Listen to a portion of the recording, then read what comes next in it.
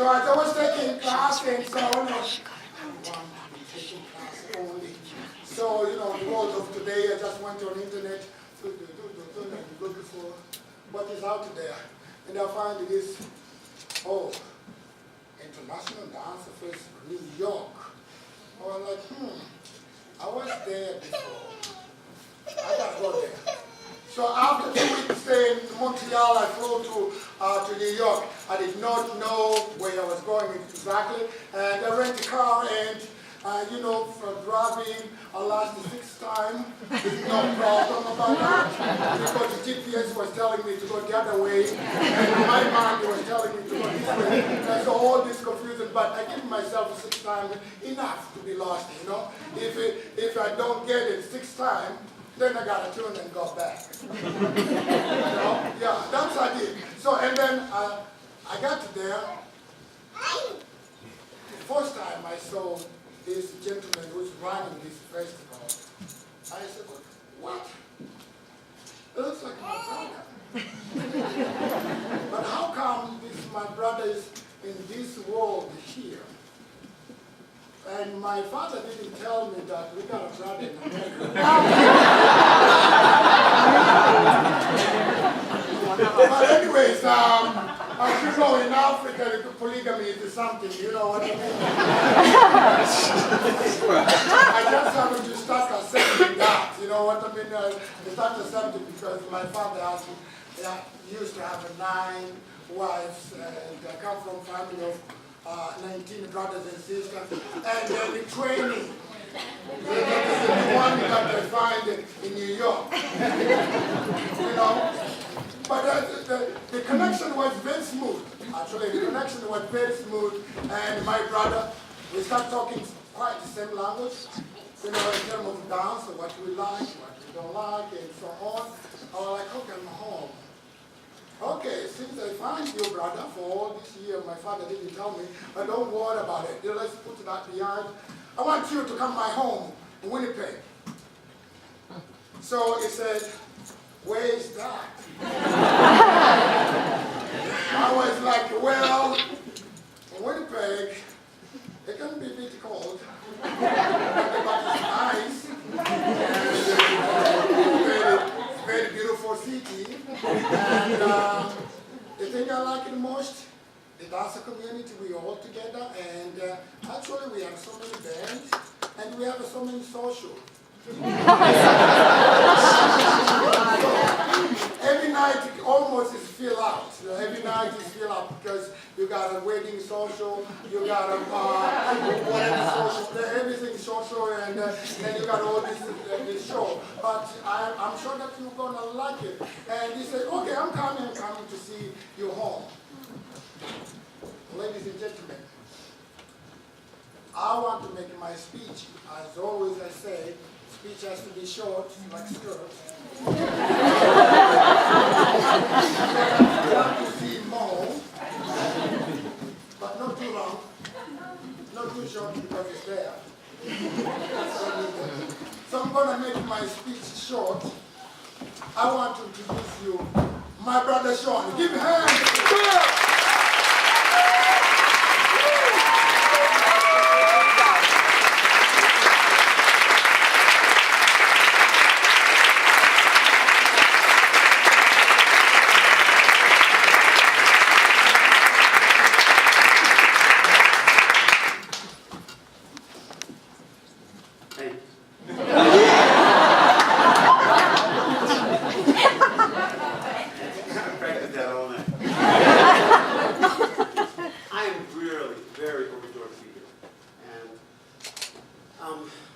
It really does feel like I'm coming home.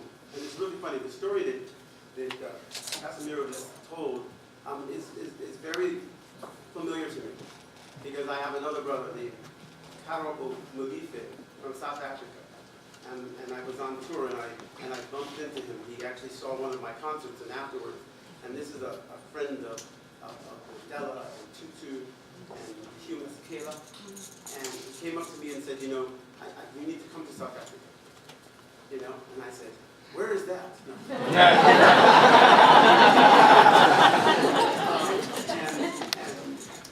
And I went to South Africa.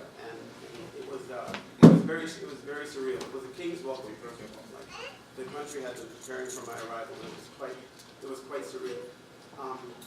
But I had not seen a country that understood its future like they did. They were able to understand at one point how to deal with racism, how to deal with the isms and the changes, how to deal with the way that their girls were looked at, right? And they learned how to do that in a very short amount of time.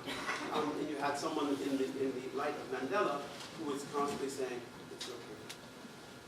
You locked me up for 25 years. You did this, it's okay.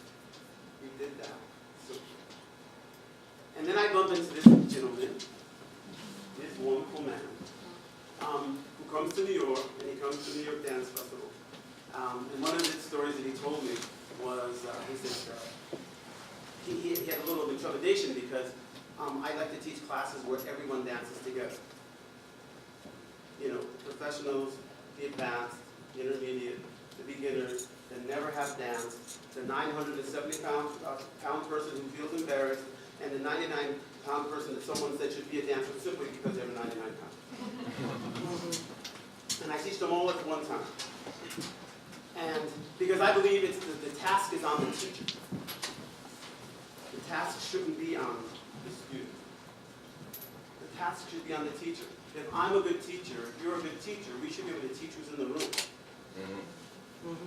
So if I have to speak slower for this person and faster for that one, that's on me. Yep. That is my burden to carry. Yeah. And so I should not break the spirit or heart of somebody because they're not ready to fly and I am. I should simply start putting feathers in their wings. True talk, right? That's what my job should be. Now this is something that I did not and cannot own alone. This is not my principles. These are the principles of your forefathers and mine. Your great auntie and mine. Your next door neighbor and mine.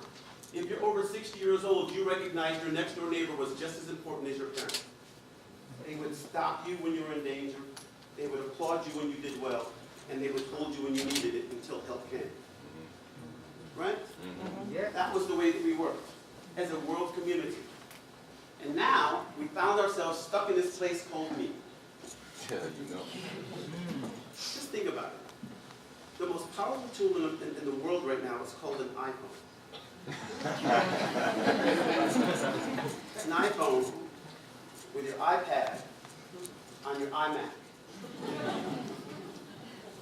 But the only game that brings it together is called we.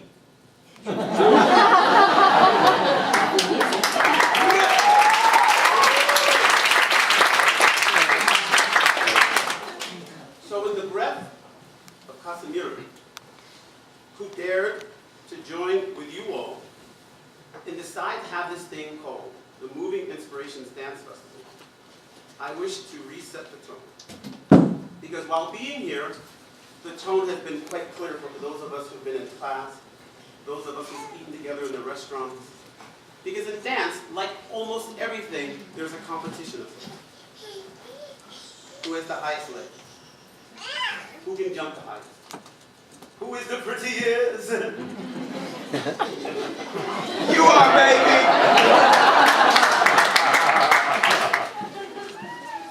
And then there's a relationship with you, the audience, who pays your $25, $30, $40, $150, and you come to be entertained. That is not why dance was invented. The writing of the book, 50 Shades of Grey.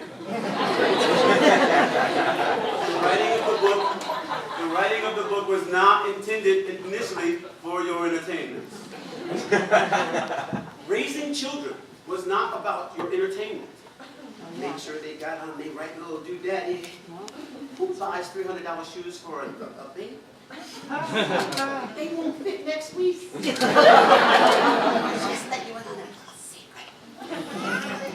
So the notion is that it's about communication. It's about sharing.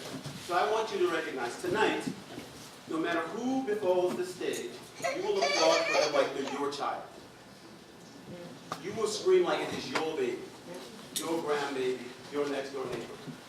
You will treat them with the kind of tenderness necessary and the kind of euphoria that they really want, because the only thing we walk, as we walk this earth, is to be acknowledged. That's all we want. Are you with me? Are you with me? Yes! So I want you to recognize that I want you to go forward with this evening, to recognize that you are the person that should affect the change that you want to see in the world. When you say, why is that girl wearing that skirt so short? Did you ask her why she was wearing that skirt so short? Because I did. Because I just want her to be clear about what she's communicating. Because it's all about communication. You get that? Yep. When the boy is talking to the girl on the garbage can at the mall, I try to explain to him, like, do you know what you're saying? If you tell me that you love that young lady, it doesn't look like it. It looks like you want everyone that knows her to think that she's something that she is not. And the only thing she wants to be is light. You get that? Yeah, man. If we fail our daughters, we fail ourselves. Our sons, these great folks that when we see them, they're so cute. And right about 10, they're supposed to know everything. And we stop hugging them. And we stop kissing them. And we stop saying, there, it's okay. We still need it. Because if you want us to be hard, strong, and bold, we will, but we will not be caring. And we will do the one thing that you think we're good at. We will wage war. Yeah. And in the end, we shall all lose.